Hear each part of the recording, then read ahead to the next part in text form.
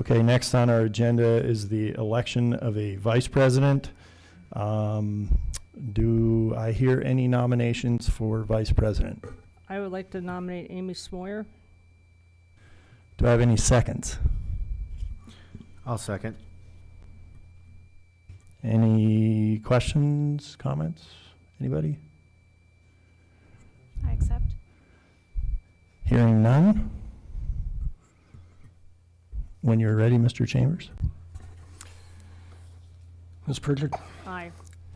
Mr. Nichols, Aye. Ms. Parkhurst, Abstain. Ms. West, Mr. West, Yes. Ms. Smoyer. Aye. Yes. Okay, thank you.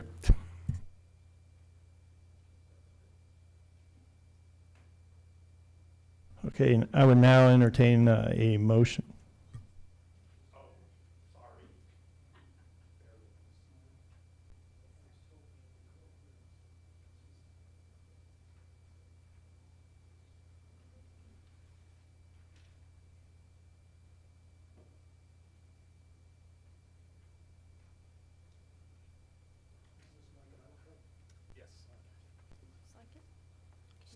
Why don't you stand over here? Yes. Careful to it this way. Repeat after me. I Aye. state your name. Amy Smoyer. Solemnly swear that I will support the Constitution of the United States and the Constitution of the State of Ohio. Solemnly swear that I will support the Constitution of the United States and the Constitution of the State of Ohio. And that I will faithfully and impartially discharge my duties as Vice President of the Board of Education of Medina City School District, Medina County, Ohio. And that I will faithfully and impartially discharge my duties as Vice President of the Board of Education of Medina City School District, Medina County, Ohio. To the best of my ability and in accordance with the laws now in effect and hereinafter to be enacted. To the best of my ability, in accordance with the laws now in effect and hereinafter to be enacted. During my continuance in said office and until my successor is elected and qualified. During my continuance in said office and until my successor is elected and qualified. Congratulations. Thank you, sir. Yes. I'll take that. Pardon? I'll be doing it on this side.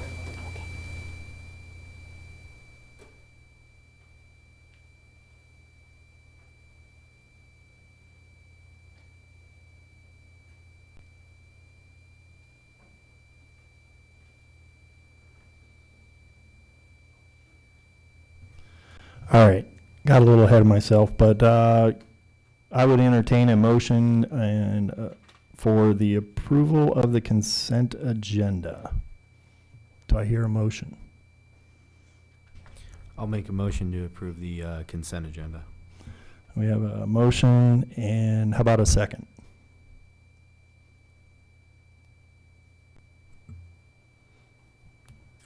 Can I make a motion to remove item 1 from the action items, please? From the consent agenda? Yep, for the resolution to set time, date, and place of regular meetings. Are you looking to place that later on in the agenda? No. Because we have to set our regular meetings at the organizational meeting. We have to set the date and time for them. Can we change the time? You could change times if you discuss it, yes. That's what I'm looking to do. Okay, then why don't we make the motion to approve the consent agenda and then discuss the time changes? I will second the motion.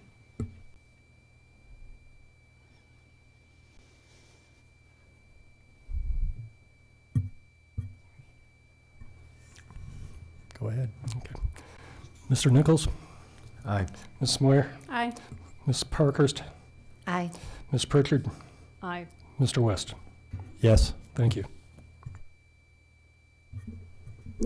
Great. On the consent agenda, first item, number 1, is a resolution to set the time, date, and place of regular meetings. It is in accordance with Ohio Revised Code 3313.15. Unless otherwise notified, all regular monthly meetings will begin at 5:30 p.m. and will be held at the Professional Development Center, Garfield Board of Education Meeting Room. An executive session, which is closed to the public, may be held prior to or after the public meeting. Work sessions will be called as a special meeting and held if necessary.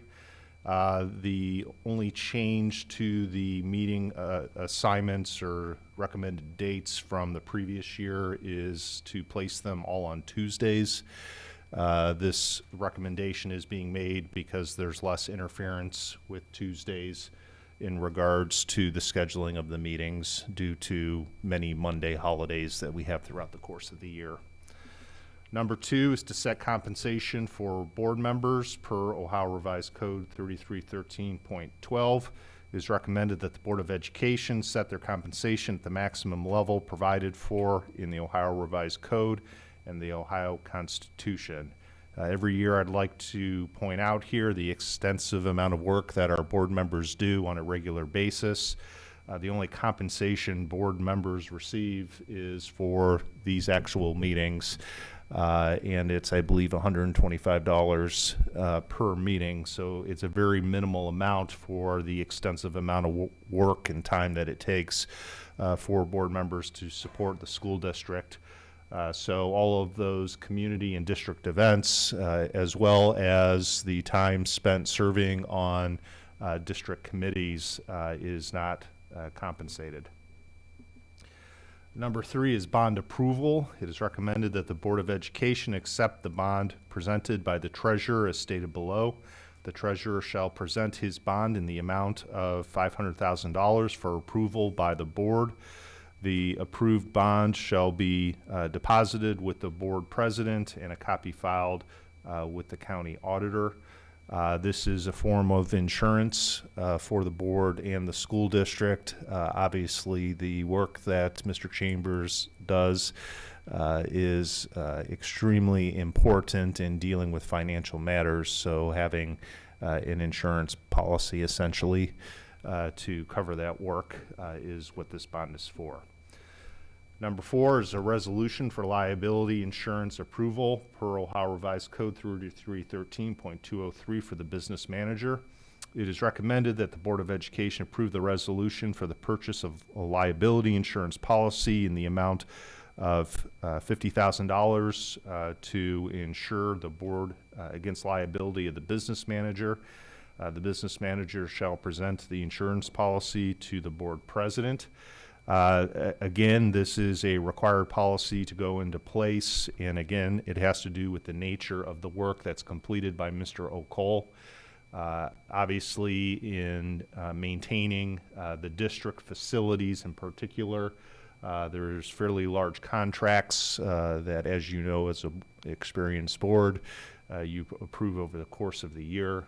So it's to cover all liability issues with Mr. O'Cole's work.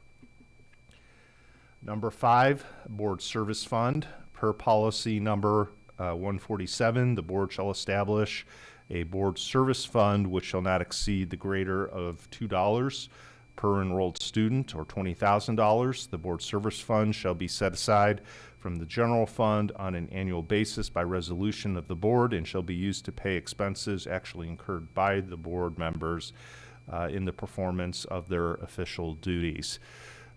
This fund is managed by Lisa Paloha, my assistant at the board office. These are for expenses such as professional development, travel expenses, attending workshops, things of that nature. Number 6, standing resolutions. It is recommended that the following standing resolutions be approved. These are presented on an annual basis. Advances on tax settlements, authorization for the treasurer to secure advances from the auditor when funds are available and payable to the school district. Investment of inactive funds, authorization for the treasurer to invest inactive funds at the most productive interest rate whenever inactive funds are available.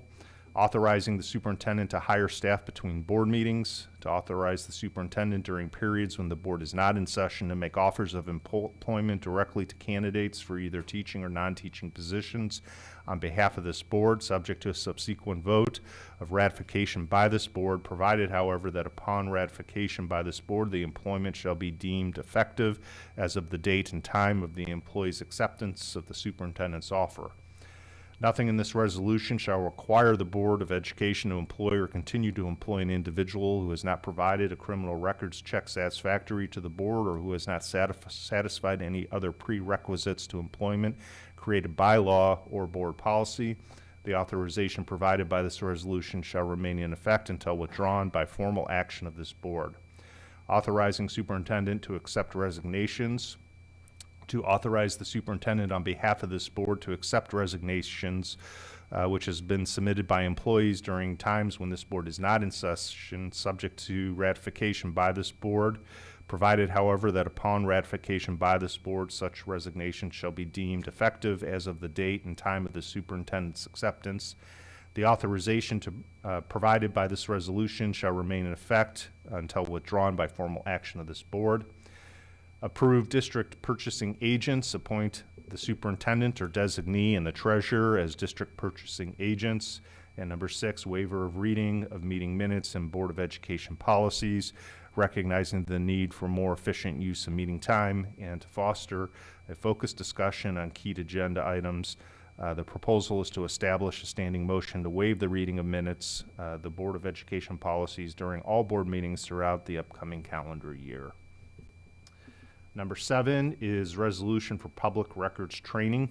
It is recommended that the Board of Education adopt the resolution to appoint David Chambers, treasurer, as the Medina City Schools Board of Education's designee to attend public records training pursuant to Ohio Revised Code 149.43 and Ohio Revised Code 109.43.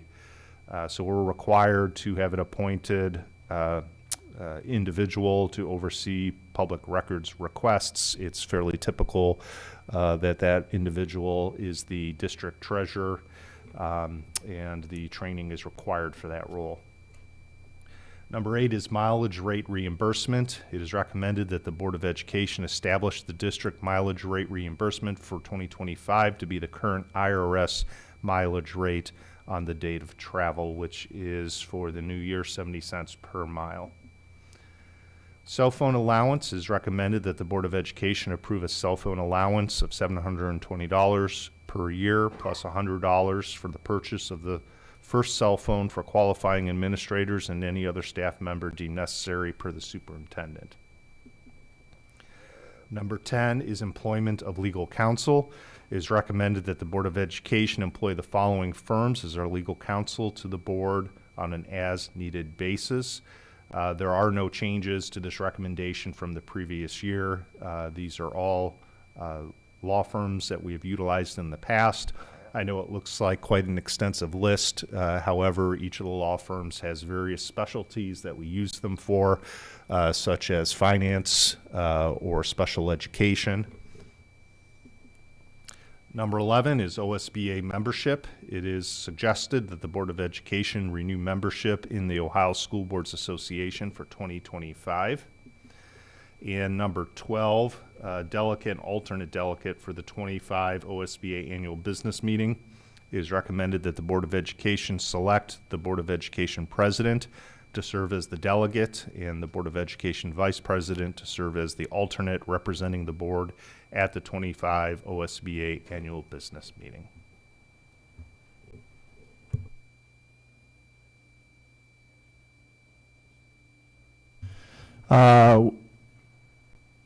Do I hear a motion for action items E? I'll make a motion. Do I hear a second? I'll second. I will open the floor up to discussion. Per my request earlier, I was wondering if we could change the time of the meetings to 6:30 p.m. instead of 5:30 p.m., mainly to allow others from the public to be able to get here after their work schedule.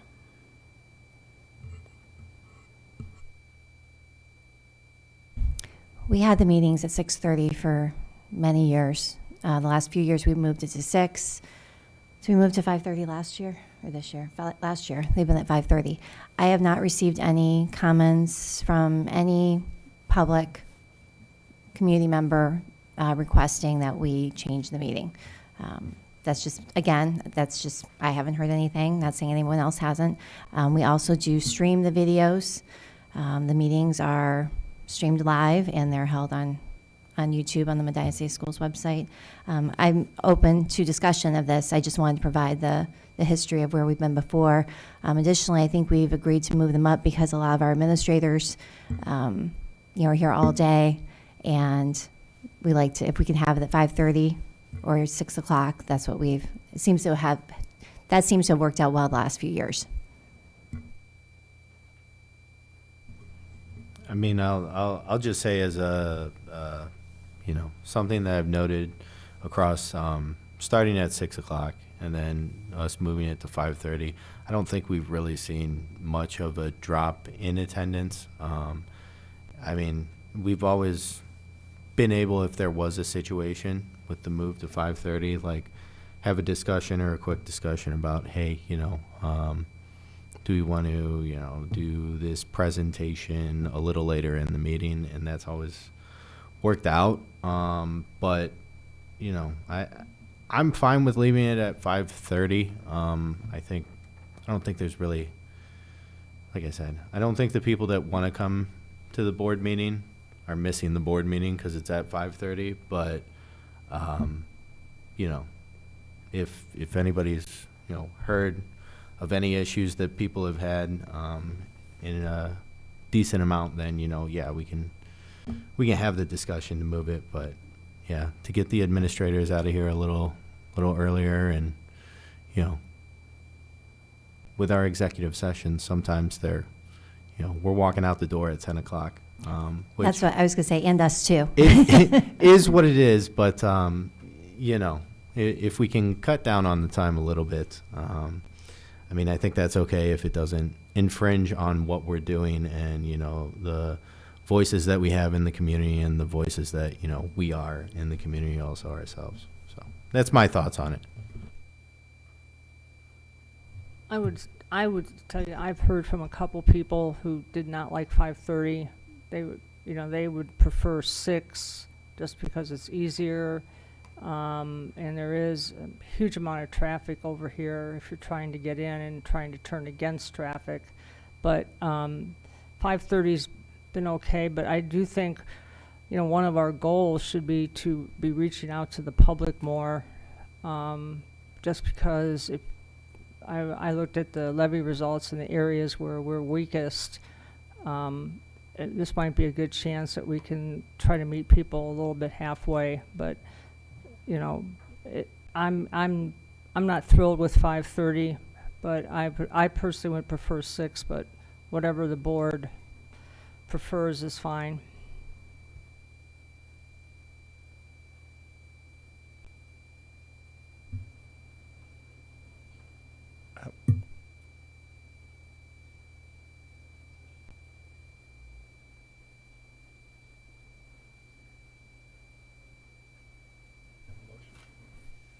Well, do I have a motion to change our meeting time to, 6?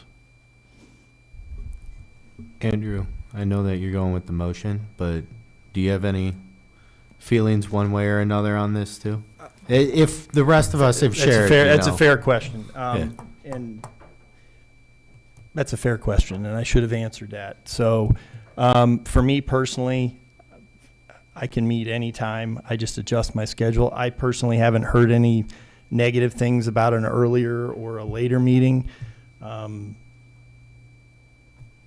So I'm kind of in the middle. Since we did just change it, I want to say March, April last year. It's been a whole year. I guess now would be the time to change it if there is a motion to change it. I would entertain that, but I'm okay with whatever time, so. I know I stated 6:30. I would be fine with 6, but if that is okay. I understand, especially the staff and admins, you guys have been here all day, but I also want to give time for those who may get out of work at 5 and say work in Cleveland and want to be back here. So that doesn't get them here easily at 5:30 sometimes. So I'm okay with 6.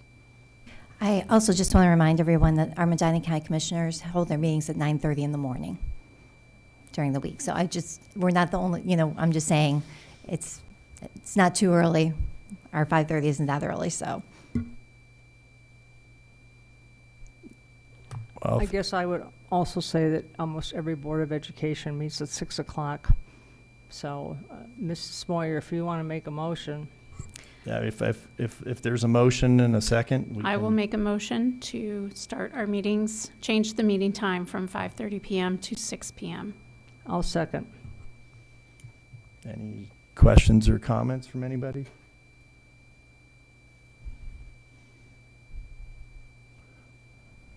Mr. Chambers, when you're ready.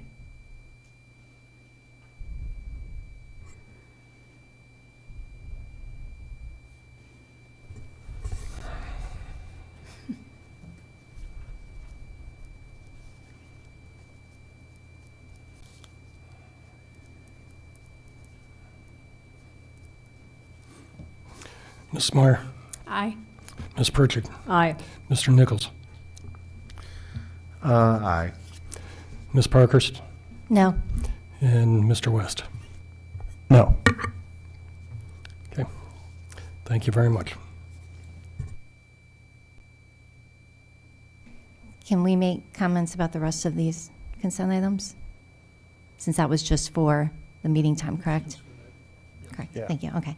I would just ask that the board and administration for this upcoming year, the OSBA membership, I'm curious if we are getting all the value out of that perhaps we're paying for, and I would just like us to consider that over this next year for consideration for next school year. Thank you. Can I ask what the other options are that you're considering? To not renew our membership? Is there another membership that you're looking for? No, I just Okay. want us to look at, and I'm not saying not to renew, but I want to look at what the benefits we're getting versus what we're paying for. Thank you. Yeah, other than the national organization, I'm not aware of any other state board associations. And I think the National Association, you correct me if I'm wrong, Dave, is OSBA is associated with. Yeah. How much do we pay OSBA yearly? Do you know? Sorry, this year it's over 11. Is that right, Lisa? I believe it's over 11 this year. Last year was over 10. I don't know the exact amount. And I'm also just curious could we still attend trainings that do they have a non-member rate for trainings versus a member rate? Because we still pay to go to the trainings as a member. So I'm just curious if we're just utilizing it for trainings and workshops, is there an option that we're not a member but can still attend those things at non-member rates? I don't know if that's an option or not. I believe it is, but I have to look at it and see. Okay, thank you. Yep.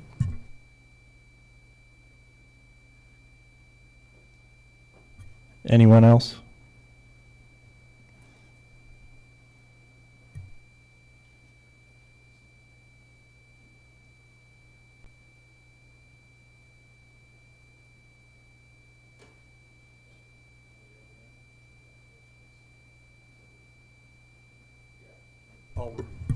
Yes.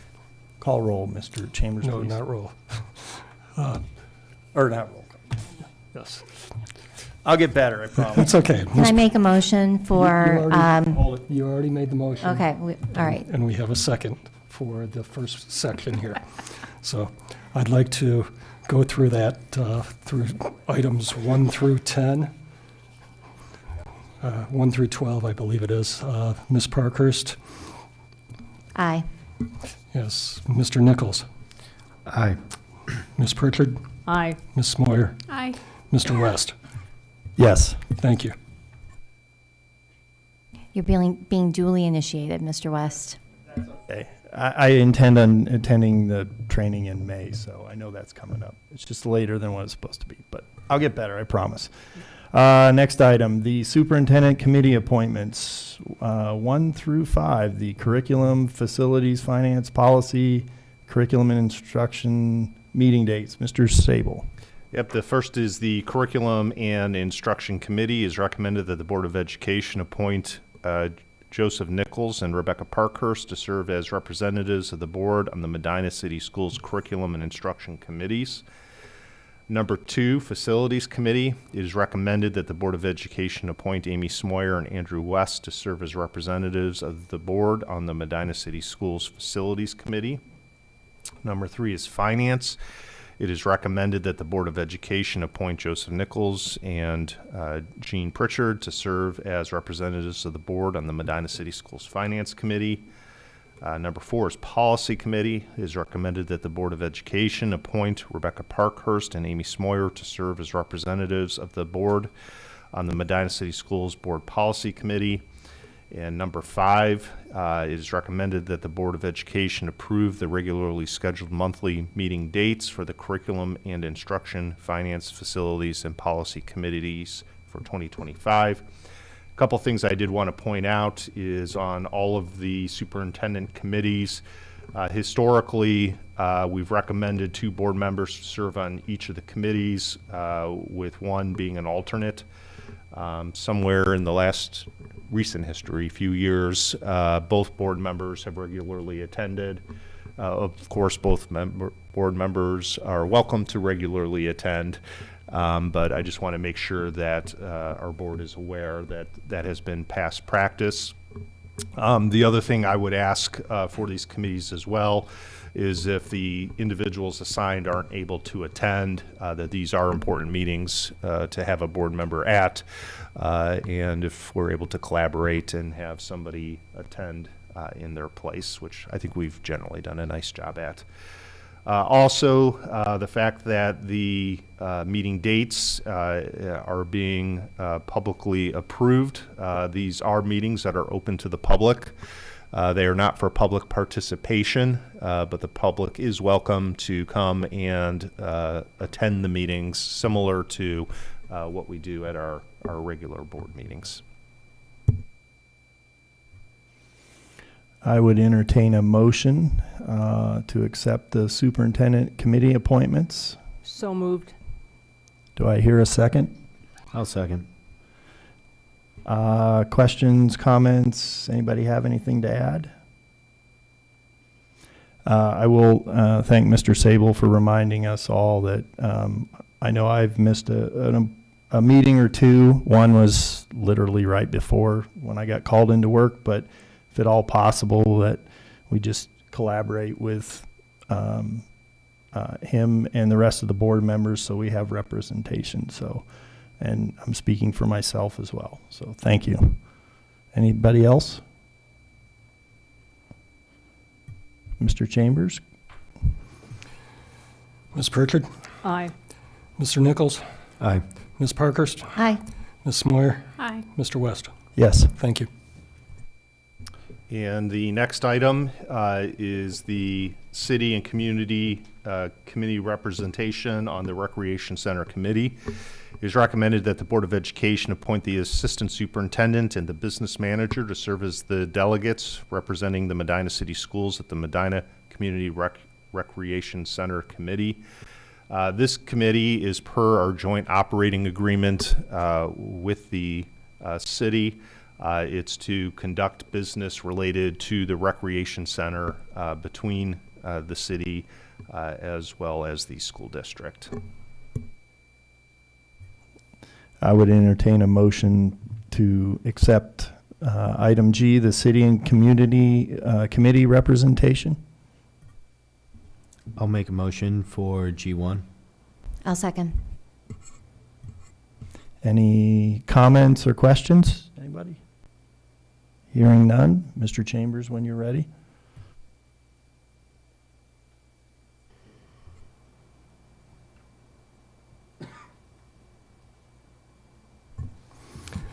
Mr. Nichols?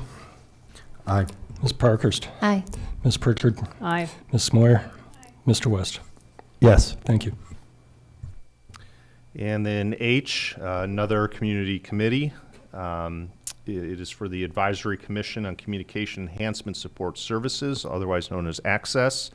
It is recommended that the Board of Education appoint the Director of Community Relations and the Director of Technology to serve as representatives for the Medina City Schools on the Advisory Commission on Communication Enhancement Support Services. This is actually a city committee and is related to Medina TV and the public access channel. I'll make a motion to approve action item H1. I'll second. Any discussion, comments, questions? Anybody? Hearing none. Mr. Chambers, when you're ready. Ms. Pritchard, Aye. Mr. Nichols, Aye. Ms. Parkhurst, Aye. Ms. Moyer, Aye. Mr. West. Yes. Thank you. And then OSBA liaisons. The first is the OSBA Legislative Liaison. It is recommended that the Board of Education select Rebecca Parkhurst to serve as the OSBA Legislative Liaison.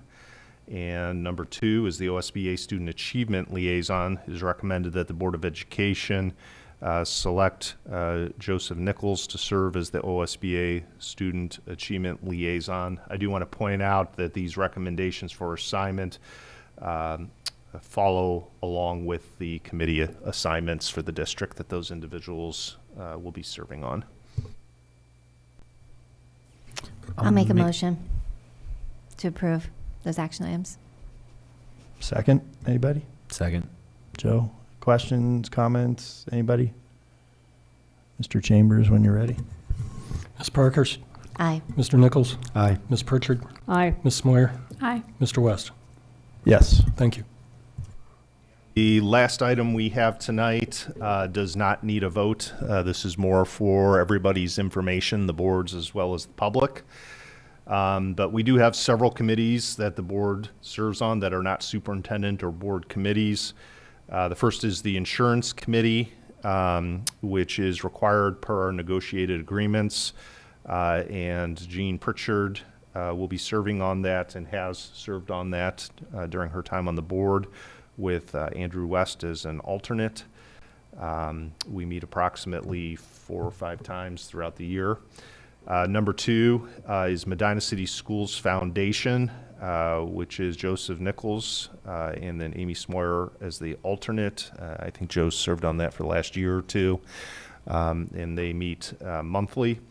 And then the last is Partnership Council, which is Amy Smoyer. And I believe, Amy, you served on that since you've been on the board, and I know you participated in that in other capacities, PTO, for as long as I've been here. And Partnership Council is a collaboration with our PTO leadership as well as city leadership to discuss the goings-on in the community and to collaborate.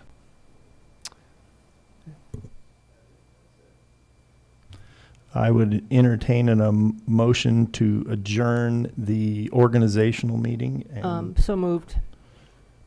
Second. any questions, comments? No? Mr. Chambers, when you're ready. Ms. Pritchard, Aye. Mr. Nichols, Aye. Ms. Parkhurst, Aye. Ms. Moyer, Aye. Mr. West. Yes. Thank you. The tax budget hearing.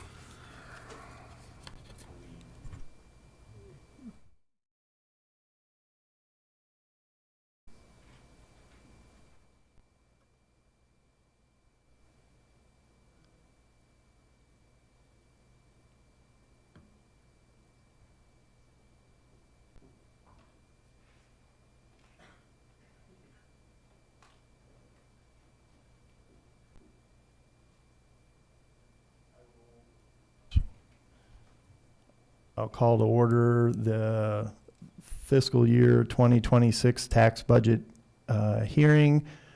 Would you call roll, Mr. Chambers? Mr. Nichols, Here. Ms. Parkhurst, Here. Ms. Pritchard, Ms. Moyer, Here. Mr. West. Here. Thank you.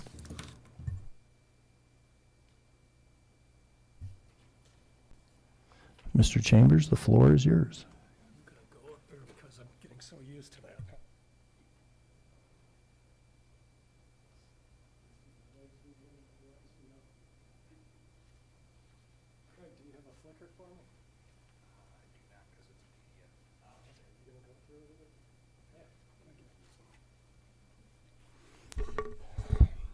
How are you all doing? Okay, I'm here to talk about the 2026 tax budget. The reason it's the 2026 is we're setting the budget for the upcoming fiscal year, the 25-26, but we're also setting the tax rates or the amounts that the county auditor will set as tax rates for the 26 calendar year. So the first area here, what you're looking at is just basically a cover page. If you go to the next page, we have Schedule B. That schedule is basically there to represent all the tax levies that have been passed by the electorate here since 76 and before, and up to, if you go down to the 7.5 mils in the middle of the page, up to last year. You also see what was voted on for bond retirement at the bottom of the page. These are the actual maximum rates that were voted in at the time. The next page also lists the same levies, the years that they were passed, whether they're additional, continuous, whether they're a bond, whether they're an emergency levy. It also lists the year that they were passed, the year that the bonds run to and the emergency levies run to, and the maximum rate. So we have to basically do the same thing twice, but give a little more information. The next page is your statement of fund activity. These next two pages here, the statement of fund activity for your general fund, your bond retirement, your substitute levy, and our emergency levy, all basically tell the county auditor what we are going to be receiving or anticipate to receive and what we are going to be spending on those funds that receive property taxes. So if you look at our general fund, you're looking at we're anticipating to receive a total of $45 million in the first half of the next fiscal year, July through December. We're looking at receiving a total of $50.6 million from January to June. And then, again, we have to set the rates for the entire calendar year 26. So we have to do an estimate for July to December of 26 of $46 million. If you do notice, the first half of the year itself, we are going to be receiving the first amount of monies from the levy that was passed. We'll be receiving that in current fiscal year 25 and July through December of 25. So half the money is going to be coming in July to December because the first half is coming in January to June. And with the upcoming year, I want to inform the board, the upcoming year is a update year for the county. So the anticipation is that with new construction coming in and everything else, we want to set the amount of money that we are looking for at a higher amount, hopefully trying to get what we're still getting. The reason I say that is because on a yearly basis, the county auditor goes out and allows individuals to question their tax valuations. So that's why I'm saying hopefully get what we're getting. If you look at the bottom line there for the general fund, we're looking at $40 million for July through December of 26. That's an increase, not $14 million increase. You could see it's only an $11 million increase, even though we're looking at getting the $14 million from the levy that was voted in November. With the bond retirement, it's a lot simpler because our revenue is coming in for any of our bonds, and basically the revenue is for the principal and interest. So it's a lot simpler. You could see that the end of the July 2025, 1.18 million. We're going down the following year. The county auditor is going to be limiting us how much we can collect, and he wants to bring this down as much as possible because I believe we have till 2028, 2029 year to collect on the bond. If you go to the next page, Our substitute levy. Now, this is a little bit more tricky because a number of our expenditures were transferred to our substitute levy when the levy was first voted in 2013.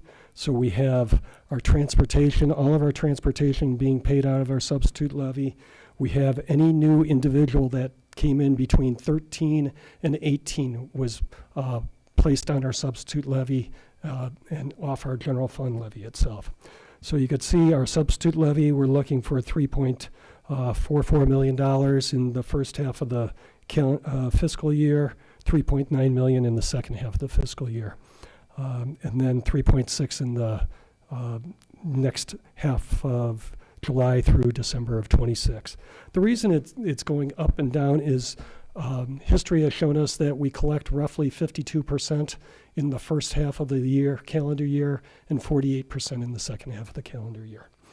If you look at the bottom line of our substitute levy, our bottom line is going down, so we are showing a need for the tax monies, all of the tax monies that we could collect out of the substitute levy. And finally, the emergency levy.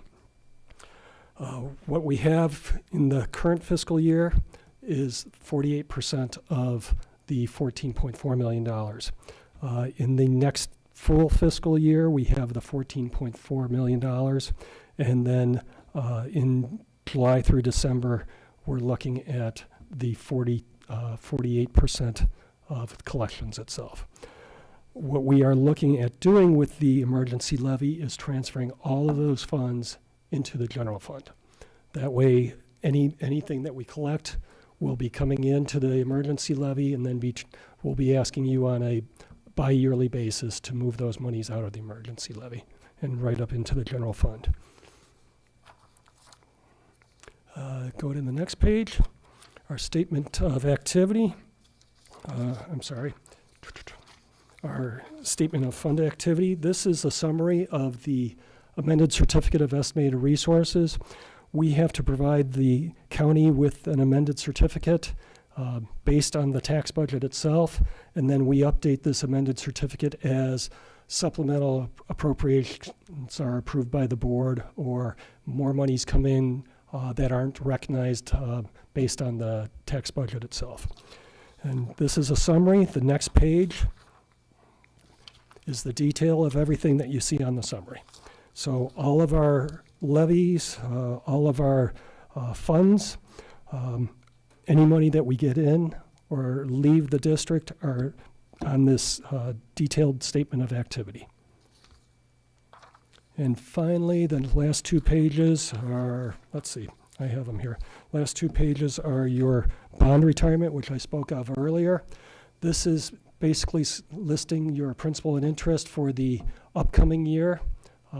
So not upcoming fiscal year, but upcoming tax year. So we're looking for monies for 2026 tax year or collection year. And so you're looking at $4 million for the 2013, and I believe it's $1.6 million for, let's see. Let me see. $4 million. I can't read that up there. How about this? Yeah, $1.68 million or $168,000 for the 2015. I'm sorry. I can't see over there, and I'm looking over here. So the last page is just tax anticipation notes. The district does not have any tax anticipation notes, but we have to provide it for the county auditor's sake. Any questions on the tax budget? I know it's not as glitzy as everything else that we've done over the last 2.5, 3 months, but it's a bunch of numbers that the county auditor needs. The tax budget is set by law with the state of Ohio, so we have to present it to you in such a way we can't glitz it up anymore. So, thank you. Thank you, Mr. Chambers.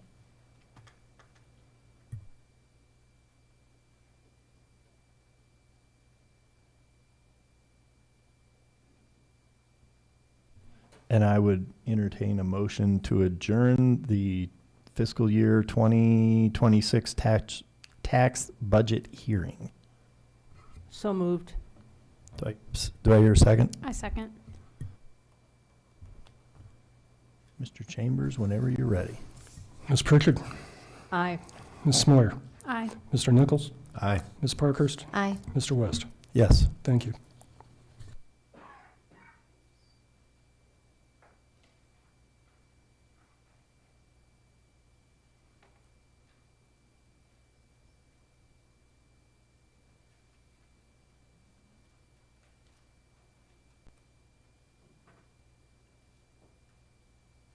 And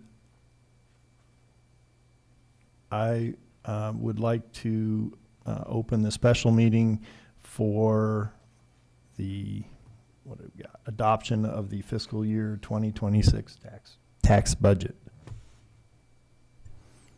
Roll call. Roll call, please. Mr. Nichols, Here. Ms. Parkhurst, Here. Ms. Pritchard, Here. Ms. Smoyer, Here. Mr. West. Here. Thank you.